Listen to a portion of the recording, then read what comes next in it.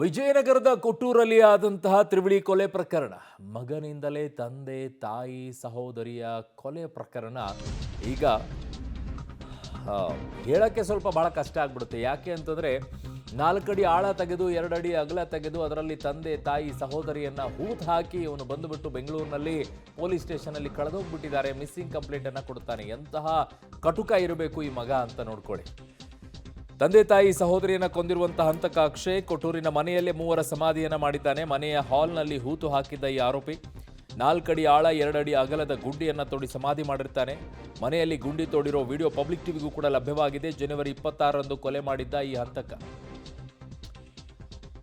ಹೆಸರು ಮಾತ್ರ ಅಕ್ಷಯ, ಆದರೆ ತಂದೆ ತಾಯಿಯನ್ನ ಮನೆಯಲ್ಲೇ ಕೊಂದು ಅಲ್ಲೇ ಗುಂಡಿ ತೋಡಿ ಅಲ್ಲೇ ಹೂತು ಹಾಕಿರುವಂತಹ ಕಿರಾತಕ ಇವನು, ರಾಕ್ಷಸ ಇವನು.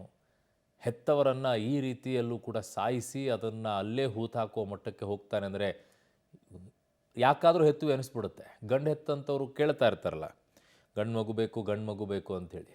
ನೋಡಿ ಇಲ್ಲಿ ಎಲ್ಲ ಗಂಡು ಮಕ್ಕಳು ಹಿಂಗೆ ಇರಲ್ಲ, ಬಟ್ ಯಾವ ರೀತಿಯಲ್ಲಿದ್ದಾನೆ ನೋಡಿ ಅವನು. ಎಂತಹ ನಟೋರಿಯಸ್ ಅಂತ ಹೇಳಿ. ಏನು ಮಾನಸಿಕವಾಗಿ ಏನಾದರೂ ಸಮಸ್ಯೆ ಆಗಿತ್ತ ಅವನಿಗೆ? ಏನು ಕತೆ? ಯಾವುದಕ್ಕೋಸ್ಕರ ಕೊಲೆ ಮಾಡಿದ ಇವರು? ಏನಾದರೂ ರೀಸನ್ ಬೇಕಲ್ಲ. ರೀಸನ್ ಇಲ್ಲದೆ ಹೆಂಗೆ ಕೊಲೆ ಮಾಡ್ತಾನೆ?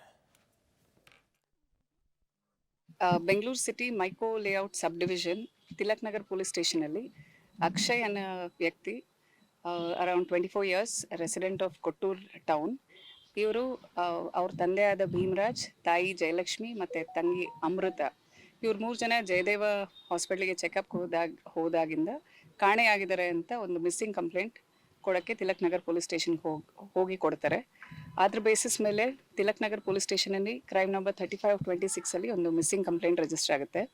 ಆನಂತರ ಆ ಮಿಸ್ಸಿಂಗ್ ಕಂಪ್ಲೇಂಟಲ್ಲಿ ಅವರು ತನಿಖೆ ಕೈಗೊಂಡಾಗ ಮತ್ತು ಇವ್ರನ್ನ ಅಕ್ಷಯ್ ಅವ್ರನ್ನ ವಿಚಾರಣೆ ಮಾಡಿದಾಗ ಅವರ ಹೇಳಿಕೆಯಲ್ಲಿ ಕೆಲವು ಡಿಸ್ಕ್ರಿಪೆನ್ಸೀಸ್ ಕಂಡು ಬಂದಿದ್ದರಿಂದ ಅನಂತರದಲ್ಲಿ ಹೆಚ್ಚಿನ ವಿಚಾರಣೆ ಮತ್ತು ತನಿಖೆ ಕೈಗೊಂಡಾಗ ಅವ್ರಿಗೆ ದೊರೆತ ಮಾಹಿತಿ ಮೇರೆಗೆ ಅವರು ನಿನ್ನೆ ದಿನ ತಿಲಕ್ ನಗರ್ ಪೊಲೀಸ್ ಸ್ಟೇಷನಲ್ಲಿ ಒಂದು ಮರ್ಡರ್ ಕೇಸ್ ರಿಜಿಸ್ಟರ್ ಆಗಿದೆ.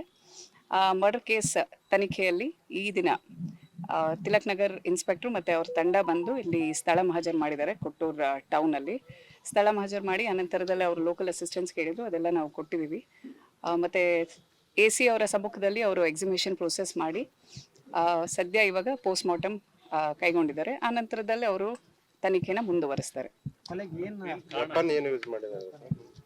ಇದು ವೆಪನ್ ಆಗಲಿ ಮತ್ತು ಮೋಟಿವ್ ಆಗಲಿ ಇನ್ನೂ ತನಿಖೆ ಕೈಗೊಳ್ತಾ ಇದ್ದಾರೆ. ಆ ನಂತರದಲ್ಲಿ ಪೋಸ್ಟ್ ಮಾರ್ಟಮ್ ಫೈಂಡಿಂಗ್ಸ್ ಮೇಲೆ ಅದೆಲ್ಲ ಬೆಳಕಿಗೆ ಬರುತ್ತೆ.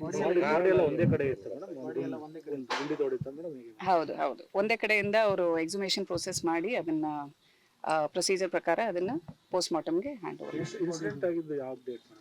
ಇದೆಲ್ಲ ತನಿಖೆಯಲ್ಲಿದೆ. ಇವರು they are undertaking investigation. All facts will be revealed during investigation. ಇದನ್ನು ತನಿಖೆ ಕೈಗೊಂಡು ಪೂರ್ಣ ಆದ್ಮೇಲೆ ಗೊತ್ತಾಗುತ್ತೆ.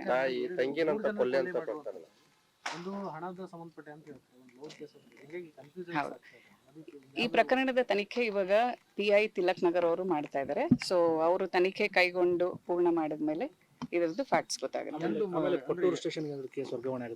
ಅದೇ ಅದ್ರ ಬಗ್ಗೆ ಅವರು ತನಿಖೆ ಪೂರ್ಣಗೊಳಿಸಿ ಆನಂತರದಲ್ಲಿ ಅವ್ರು ಏನ್ ಕ್ರಮ ತಗೋತಾರೆ ನಮಗೆ ತನಿಖೆ ಹಸ್ತಾಂತರ ಮಾಡಿದ್ರೆ ಆನಂತರದಲ್ಲಿ ನಾವು ತನಿಖೆ ಕೈಗೆತ್ಕೊಂಡು ಆನಂತರದಲ್ಲಿ ಇನ್ವೆಸ್ಟಿಗೇಟ್ ಮಾಡ್ತೀವಿ.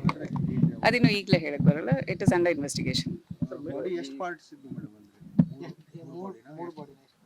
ಅಲ್ಲ, ಅವ್ರ ಈಗ ಎಕ್ಸಿಮೇಷನ್ ಮಾಡಿದಾಗ 3 ಬಾಡಿ ಸಿಕ್ಕಿ ಅದನ್ನ ಪೋಸ್ಟ್ ಮಾರ್ಟಮ್ ಕಳಿಸಿದೀವಿ.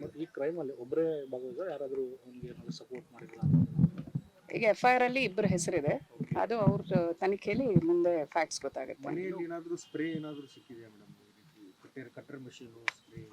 ಇಲ್ಲ, ಅವ್ರಿಗೇನೇನು ಅವರು ಸ್ಪಾಟ್ ಮಹಾಜರ್ ಮಾಡಿದಾಗ ಅವರು ಸೀಜರ್ ಮಾಡ್ಕೊಂಡಿದ್ದಾರೆ ಪಂಚರ ಸಮಕ್ಷಮ. So whatever was important for their investigation, they have seized it. Bengaluru city Mico layout sub division Tilak Nagar police ಸ್ಟೇಷನಲ್ಲಿ ಅಕ್ಷಯ್ ಅನ್ನೋ ವ್ಯಕ್ತಿ, around 24 years, resident of Kottur town. ಇವರು ಅವ್ರ ತಂದೆಯಾದ ಭೀಮರಾಜ್, ತಾಯಿ ಜಯಲಕ್ಷ್ಮಿ ಮತ್ತು ತಂಗಿ ಅಮೃತ, ಇವ್ರು 3 ಜನ ಜಯದೇವ ಹಾಸ್ಪಿಟ್ಲಿಗೆ ಚೆಕಪ್ ಹೋದಾಗಿಂದ ಕಾಣೆಯಾಗಿದ್ದಾರೆ ಅಂತ ಒಂದು ಮಿಸ್ಸಿಂಗ್ ಕಂಪ್ಲೇಂಟ್. ನನ್ನ ಸಹೋದ್ಯೋಗಿ ಈಗ ಅಮರೇಶ್ ನನ್ನ ಸಂಪರ್ಕಕ್ಕೆ ಸಿಗ್ತಾ ಇದ್ದಾರೆ. ಬಳ್ಳಾರಿ ಪ್ರತಿನಿಧಿ ಅಮರೇಶ್, ನಿಜಕ್ಕೂ ಕೂಡ ಒಂದು ರೀತಿಯಾಗಿ ನಮಗೆ ಈ ವಿಚಾರ ಕೇಳಿದಾಗ್ಲೇ ಸಂಕಟ ಆಗ್ಬಿಡುತ್ತೆ ರೀ.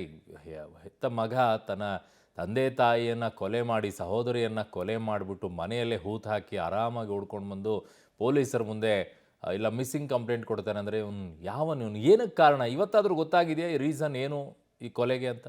ಅರುಣ್, ಇದುವರೆಗೂ ಸಹಿತ ಅಂದರೆ ತಂದೆ ತಾಯಿ ಮತ್ತು ತಂಗಿಯನ್ನು ಕೊಲೆ ಮಾಡಿರ್ತಕ್ಕಂಥ ಘಟನೆಗೆ ಸಂಬಂಧಪಟ್ಟಂತೆ ಯಾವುದೇ ರೀತಿಯ ಸ್ಪಷ್ಟ ಮಾಹಿತಿ ಸಿಕ್ಕಿಲ್ಲ. ಹೀಗಾಗಿ ಸದ್ಯ ಆರೋಪಿಯನ್ನು ವಶಕ್ಕೆ ಪಡೆದುಕೊಂಡಿರ್ತಕ್ಕಂಥ ಪೊಲೀಸರು ಒಂದಿಷ್ಟು ವಿಚಾರಣೆಗಳನ್ನ ಮಾಡ್ತಾ ಇದ್ದಾರೆ. ಪ್ರಮುಖವಾಗಿ ಗಮನಿಸಬೇಕಾಗಿರುವಂಥದ್ದು, ಜನವರಿ 26ನೇ ತಾರೀಕಿನಂದು ಆರೋಪಿ ಅಕ್ಷಯ್ ಕುಮಾರ್ ಏನಿದ್ದಾರೆ, ಆತ ತನ್ನ ತಂದೆ ಭೀಮರಾಜ್, ತಾಯಿ ಜಯಲಕ್ಷ್ಮಿ ಹಾಗೂ ತಂಗಿ ಅಮೃತ 3 ಜನರನ್ನು ಕೂಡ ಚಾಕುನಿಂದ ಕುತ್ತಿಗೆಯನ್ನು ಕೊಯ್ದು ಕೊಲೆ ಮಾಡಿ, ತದನಂತರದಲ್ಲಿ ಏನು ಕೊಟ್ಟೂರು ಪಟ್ಟಣದ ಬಾಡಿಗೆ ಮನೆಯಲ್ಲಿ ವಾಸ ಇದ್ರು, ಅದೇ ಬಾಡಿಗೆ ಮನೆ ಟೈಲ್ಸ್ಗಳೆಲ್ಲವನ್ನು ಕೂಡ ಕಿತ್ತಿ 4 ಅಡಿ ಆಳ ಮತ್ತು 2 ಅಡಿ ಅಗಲದ ಒಂದು ಗುಂಡಿಯನ್ನು ತೋಡೋದ್ರ ಮೂಲಕ ಅದೇ ಗುಂಡಿಯಲ್ಲಿ 3 ಜನರನ್ನ ಮುಚ್ಚಿ ತದನಂತರದಲ್ಲಿ ಬೆಂಗಳೂರಿಗೆ ಹೋಗ್ತಾನೆ. ಅದಾದ್ಮೇಲೆ ಅವರ ಕುಟುಂಬಸ್ಥರಿಗೆ ಒಂದಿಷ್ಟು ಜನರಿಗೆ ಫೋನ್ ಮಾಡೋದ್ರ ಮೂಲಕ ಇಲ್ಲ ಅಪ್ಪನಿಗೂ ಹುಷಾರಿಲ್ಲ, ಹೀಗಾಗಿ ಬೆಂಗಳೂರು ಜಯದೇವ ಆಸ್ಪತ್ರೆಗೆ ಕರ್ಕೊಂಡು ಬಂದಿದ್ದೀವಿ ಅನ್ನುವಂಥ ಮಾತನ್ನು ಹೇಳ್ತಾರೆ. ಮತ್ತೊಂದು ಕಡೆಗೆ ಇನ್ನೊಬ್ಬರಿಗೆ ಕರೆ ಮಾಡೋದ್ರ ಮೂಲಕ ಸಿಕ್ಕಾಪಟ್ಟೆ ಸಾಲ ಮಾಡ್ಕೊಂಡಿದ್ರು, ಹೀಗಾಗಿ ಅವ್ರಿಗೆ ಆ ಸಾಲ ತೀರಿಸೋದಕ್ಕೋಸ್ಕರ ಬೆಂಗಳೂರಿಗೆ ಬಂದಿದ್ರು. ಈ ರೀತಿ ಬೇರೆ ಬೇರೆ ಕಟ್ಟುಕತೆಗಳನ್ನ ಕಟ್ಟೋದ್ರ ಮೂಲಕ ಕುಟುಂಬಸ್ಥರಿಗೆ ಕರೆ ಮಾಡಿ ಒಟ್ಟಿನಲ್ಲಿ ಬೆಂಗಳೂರಲ್ಲಿ ಇದ್ದೀವಿ ಅನ್ನುವಂಥ ಮಾಹಿತಿಯನ್ನು ಕೊಟ್ಟಿದ್ದ.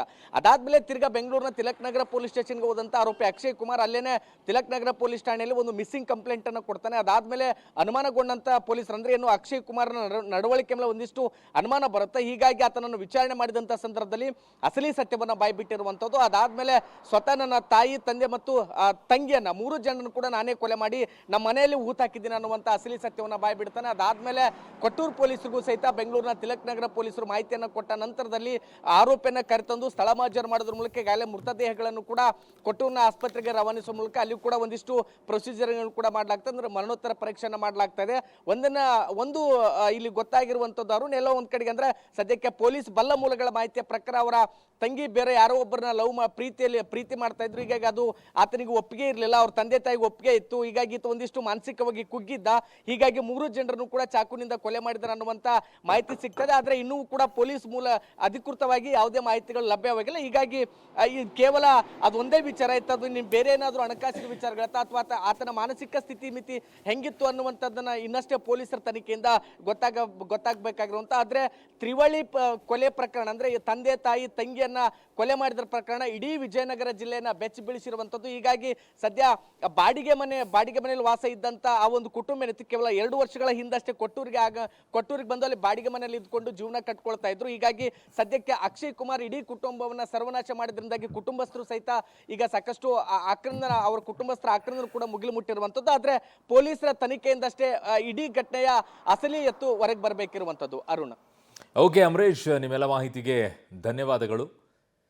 ಇನ್ನು ಈ ವಿಚಾರ ಅಂತೂ ಕೊನೆಯವರೆಗೂ ಕೂಡ ಹಾಗೆ ಕಾಡುತ್ತೆ. ಈ ಸುದ್ದಿ ಯಾವಾಗ ನೋಡಿದರೂ ಕೂಡ ಕಾಡುತ್ತೆ. ಈ ಥರನೂ ಒಬ್ಬ ಮಗ ಇರ್ತಾನೆ ಅನ್ನುವಂಥದ್ದನ್ನು ಕಲ್ಪನೆ ಮಾಡಿಕೊಂಡಾಗಲೂ ಕೂಡ ಭಯ ಆಗಿ ಹೋಗ್ಬಿಡುತ್ತೆ. ಹೆತ್ತವ್ರಿಗೇನಿರಬೇಕು, ಭಾಳ ಕಷ್ಟ. ಕೀರ್ತಿಗೊಬ್ಬಳು ಆರ್ತಿಗೊಬ್ಬಳು ಅಂತ ಕರೀತಾರೆ. ಇಲ್ಲಿ ಯಾವುದು ಕತೆ? ಮಗಳು ಒಂದು ಮಗ ಇದ್ದಿದ್ದು, ಮಗನೇ ಇಷ್ಟು ಕುಟುಂಬವನ್ನೇ ಸರ್ವನಾಶ ಮಾಡ್ತಾನೆ ಅಂತಂದರೆ ಪಾಪ ಅದೆಷ್ಟು ನೊಂದಿರಬೇಕು ಸಾಯೋ ಟೈಮಲ್ಲಿ ಆ ತಂದೆ ತಾಯಿಗಳು. ಹೆಂಗೆ ಮನಸ್ಸಿಗೆ ಬಂದಿರಬೇಕು ಅವರಿಗೆ.